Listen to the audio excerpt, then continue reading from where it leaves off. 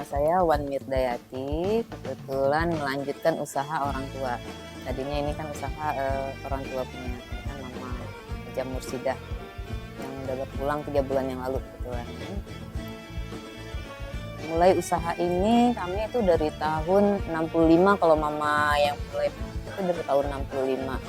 Kalau dirinya menjadi usahawan Fitri ini dari tahun 1993. Kalau itu kan masih dari tahun 65 sampai ke tahun 93 itu kan masih ibaratnya usaha kita pribadi. Maksudnya kita nanun sendiri. Nah, dari tahun 93 itu baru kita merekrut masyarakat sekitar untuk diambil jadi dibina lah. Kita didik, kita bina, kita latih untuk jadi penenun. Kalau ibu sendiri pribadi, saya sendiri pribadi itu mulai nanunnya dari tahun 85 itu masih kelas 5 SD. Nah, nggak diajarin sih, tapi karena mungkin seharian ngelihatin Mama bekerja, nah jadi otomatis mungkin bakatnya dari keterampilan tadi itu ada, nyoba-nyoba, jadinya alhamdulillah bisa, berminat kan.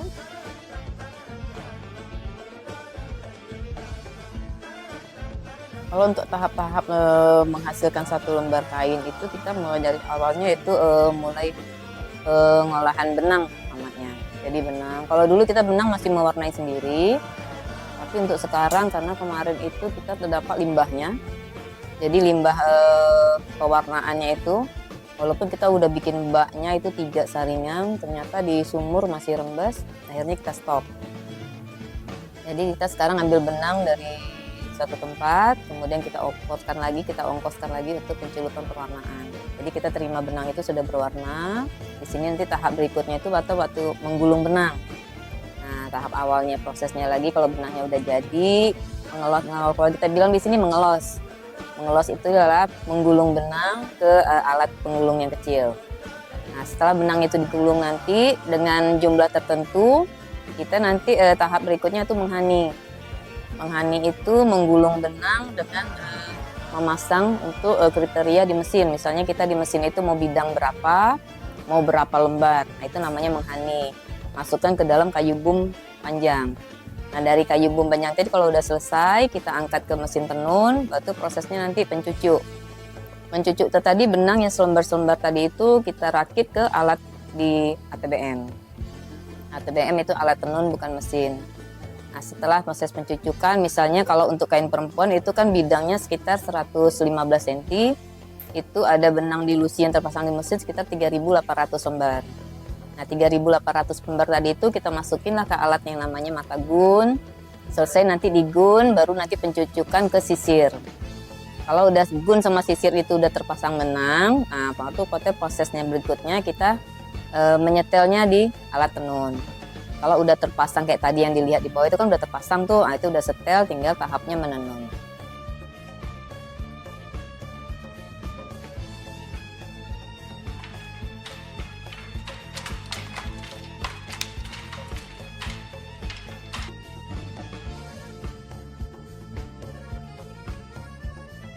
Ada pembagian kerjanya ada. Kalau menggulung benang, ibu tuh oper ke ibu-ibu rumah tangga. Jadi mereka datang nanti ambil benang misalnya berapa kilo, terus mereka bawa pulang, gulung di rumahnya, udah selesai nanti antar sini. Nah, kalau menghani prosesnya di sini, tapi ada tenaga ahli khususnya. Ya, dari awal kerja, dari awal berdirinya Wan Fitri, kita memang memberdayakan ibu-ibu rumah tangga sekitar. Karena mungkin ya untuk mencari tenaga kerja yang ahli kita kan agak susah, jauh mereka untuk datang. Nah, kita memperdayakan itu tadi ibu-ibu, karena kita lihat keseharian mereka kalau selesai aktivitas kerja rumah tangga itu kan nggak ada lagi. Nah, untuk bekerja di luar mereka susah karena rata-rata udah punya anak. Mau bawa anak nanti kerja dikomplain. Nah, jadi kita coba tarik, kita ajak, ya sekalian menambah perekonomian mereka.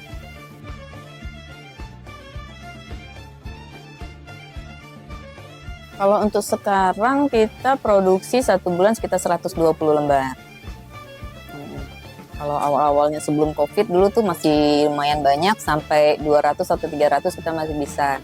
Tapi pas waktu di COVID kita kan ini ibaratnya nggak ada penghasilan sama sekali nih, nggak ada jual beli sama sekali di masa COVID. Jadi karyawan pun kita ya, sebagian ada yang kita berhentikan atau sebagian kita bebaskan mereka mau cari kerjaan apa. Nah, untuk merekrut lagi mungkin udah keenakan untuk kerja di luar, nggak bisa lagi kan. Jadi itulah. Karyawan sekarang tinggal 12 orang. Nah, dari 12 tadi itu produksi sekitar 120 per bulan.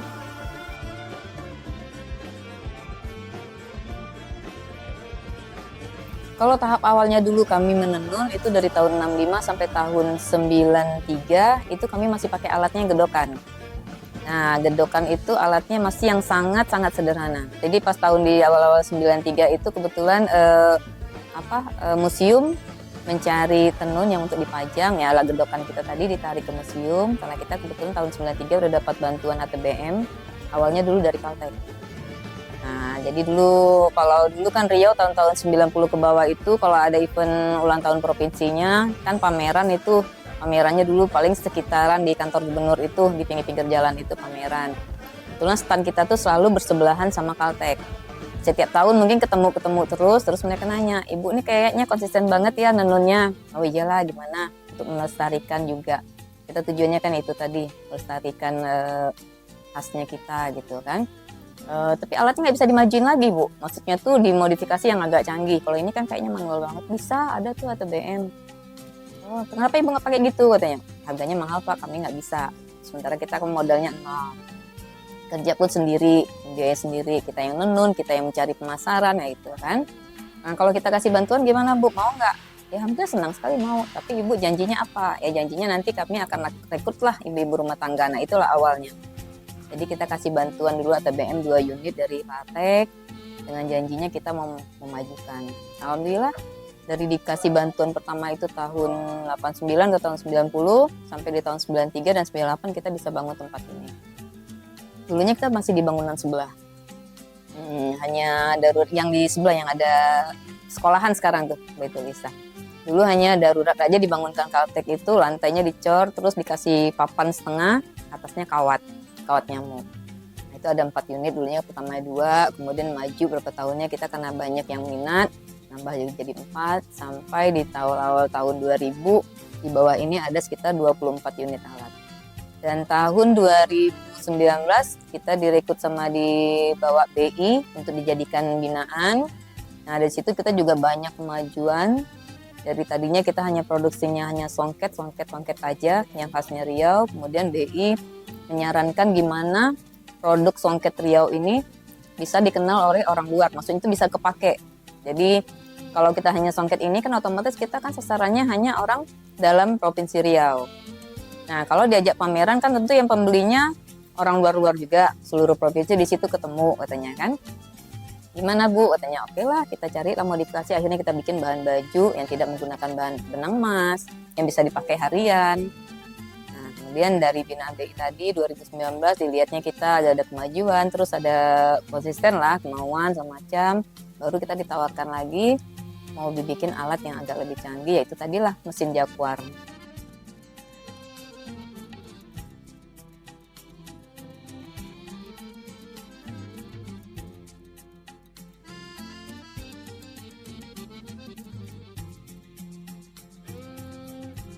Kalau kayak gitu sih Insya Allah enggak lah ya, karena kan komitmen awalnya saya itu tuh tahun 94 saya kan kuliahnya di Bandung. Nah di sana itu ibu kuliah dulu, kalau ketemu teman-teman kampus itu nanya, kamu asalnya dari mana? Saya bilang dari Riau. Riau itu di mana? Saya bilang, tanyain Pekanbaru di mana? Pekanbaru di Riau. Riau itu di mana? Sumatera. Di mana itu? Mereka nggak tahu. Itu kan di sini kan berkumpul gitu, ada yang dari Sulawesi, dari Kalimantan, untuk kuliah di Bandung itu kan. Saya bilang, Batam tahu nggak? Oh, kok Batam kami tahu. Nah, dari situlah ibu ini kan ada keinginan untuk tetap memajukan apa sih orang datang ke Riau itu ada souvenir. Sementara kan Riau itu minim banget. Kalau ada kunjungan, souvenir itu nggak ada. Paling kalau ada tamu biasanya selalu dibawa ke pasar bawah, belinya keramik. Sementara keramik itu kan bukan produk kita. Keramik itu juga impor barang-barang dari Cina sama macam, karena kenapa Riau nggak punya.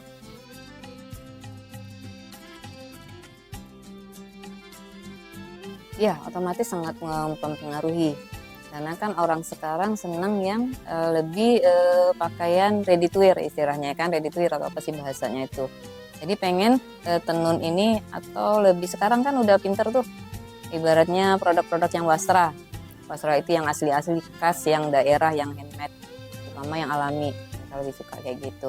Jadi nggak monoton hanya songket, hanya untuk dipakai acara resmi. Tapi bisa dipakai misalnya kayak dijadiin blazer. Nah kan cardigan sekarang tuh, nah mau dimodifikasi seperti itu. Jadi kami dari pengusaha tenun ini juga harus berpikir gimana untuk memproduksi yang bisa dimodifikasi dengan tanpa menggunakan benang emas.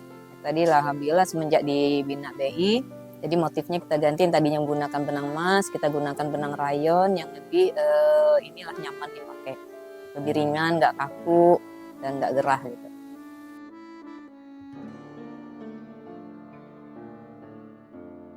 Itu motivasi awalnya.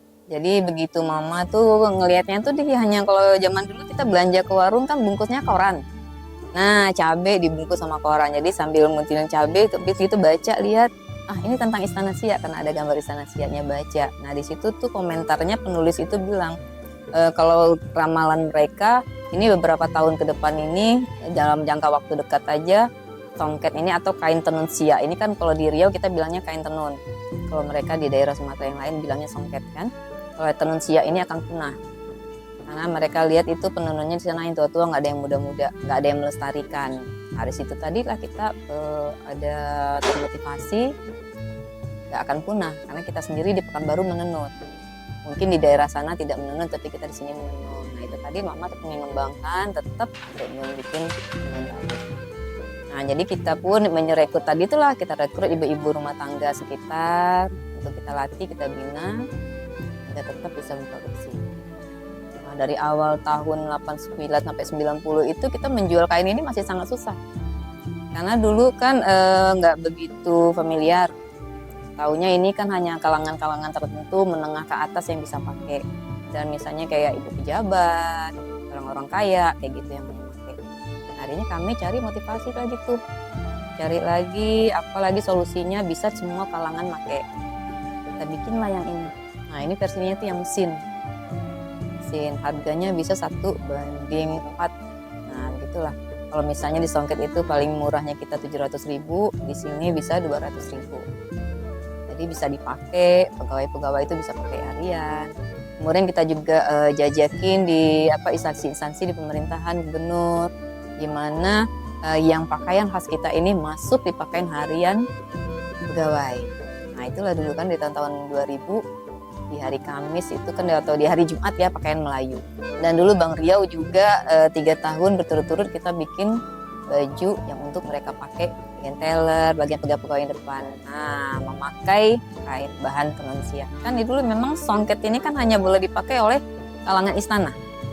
Nah, memang dulu sih seperti itu. Makanya tidak terlalu familiar, hanya di kalangan istana.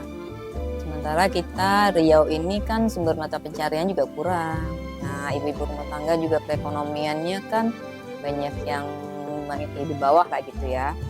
Karena mata pencariannya dulu orang Melayu rata-rata hanya untuk jadi pegawai.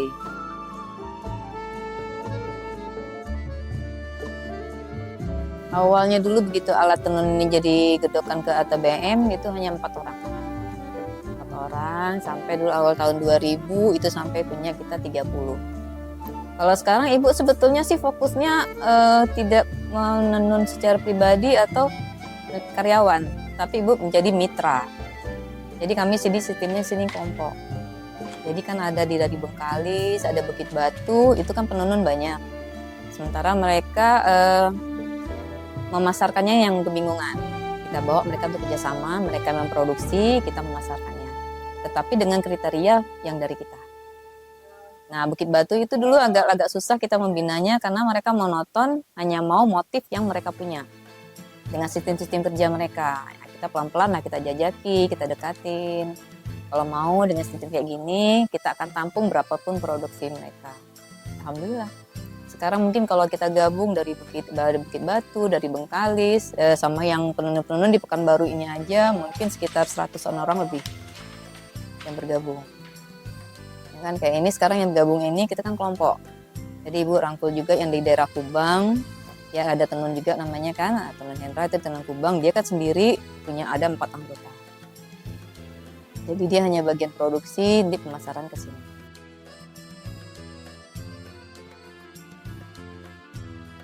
Alhamdulillah kalau untuk sekarang, apalagi dengan kemajuan sosial media sekarang ya, ibu ada Instagram, mungkin dari Facebook, mereka bisa lihat. Dan kemarin Ibu sebelum bulan puasa 2024 ini ada yang itu yang DM Ibu orang dari Singapura. Nah itu kan, Ci, saya bisa minta kainnya nggak, fotoin kainnya, dikirim ke sana gimana? Bisa, saya bilang kan. Jadi kita tanya dulu ke apa ekspedisi, pengirimannya sistemnya seperti apa, karena ini kan ibaratnya ada ekspor. Alhamdulillah dari Singapura ada. Terus yang rutin kerjasama itu kita konsulat Malaysia di sini. Nah, konsulat Malaysia itu kan seperti ada ya pengajar-pengajarnya itu dosen atau apa lepas yang orang Malaysia tapi ngajar juga di Pekanbaru. Nah, mereka setiap pulang ke sana pasti nanti ada titipan dari teman-temannya. Nah, karena kebetulan budayanya kan hampir sama, mereka pakai baju Melayunya juga sama sama kita di Riau.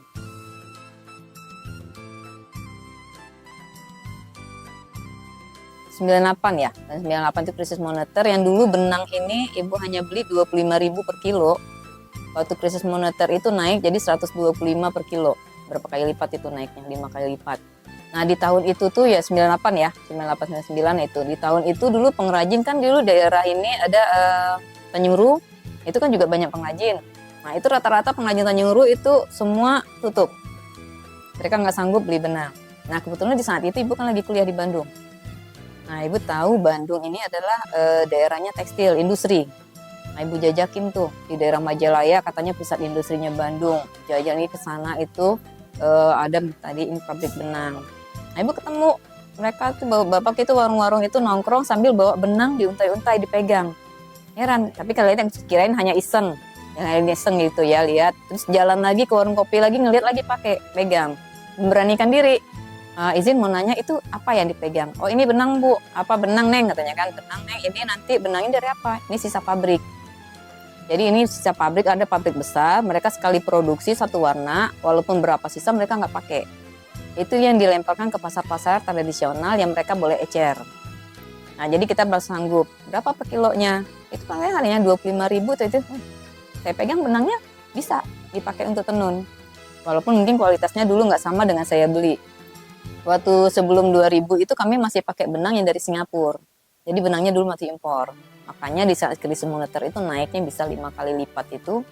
Nah, karena waktu itu masih benangnya impor. Jadi benang katun tapi sudah mendekati kayak sutra. Emang beda sih kualitasnya sekarang sama tahun sebelum krisis moneter itu. Kualitasnya sangat bagus.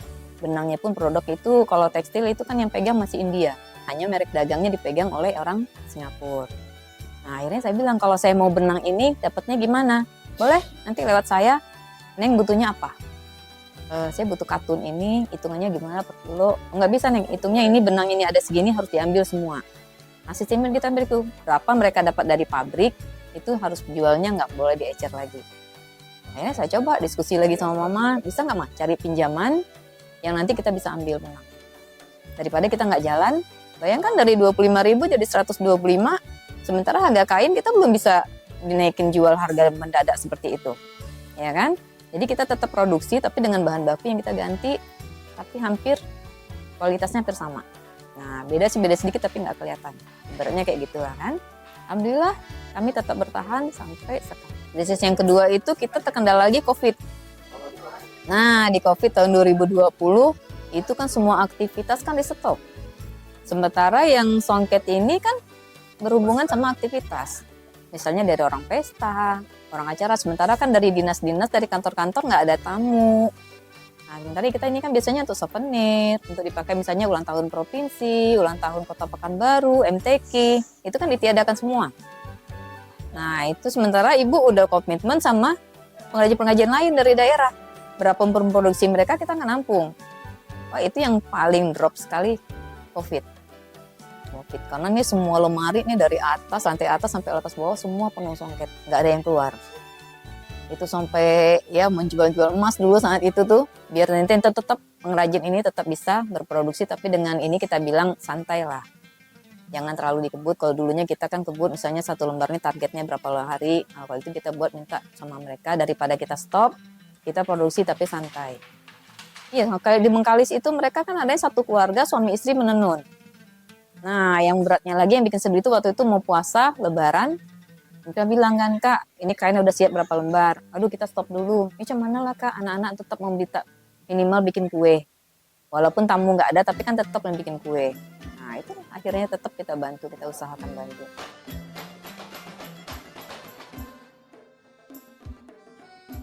Harapannya ya tetap harusnya yang muda-muda nih, yang muda-muda yang membantu, yang misalnya pemasaran atau melestarikan. Karena kalau yang muda-mudanya nggak mendukung, itu akan stuck sampai di sini aja. Jadi kan tetap kayak ibu dulu kan, karena masih di waktu kuliah itu berambisi banget ini bisa maju. Nah kalau mama kan gimana lah, pemasarannya namanya orang tua ya. Nah, berambisi kemarin kan alhamdulillah bisa dengan kita ganti sistem manajemennya gitu kan. Nah sekarang keinginannya dengan yang muda-muda berpartisipasi atau tetap memajukan, melestarikan. Ya terserah gimana caranya. Kayak misalnya tadi kayak dipakein ready to wear atau gimana kan bisa itu. Dan misalnya di acara-acara tertentu tetap memakai budaya kita. Kalau dulu kan iya, yang nikah segala macam tetap memakai adat. Nah, bangga iya. Kalau sekarang kan nggak seneng yang pakai gimana sih? Modern, yang ala-ala barat, yang laki-lakinya pakai jas. Nah, sebetulnya dari situ. Nah, sekarang udah agak berkurang tuh. Nah, terus juga dari instansi pemerintah tetap mereka mendukung. Kalau mereka tidak ikut partisipasi sama ini, ya kita juga akan susah untuk majunya.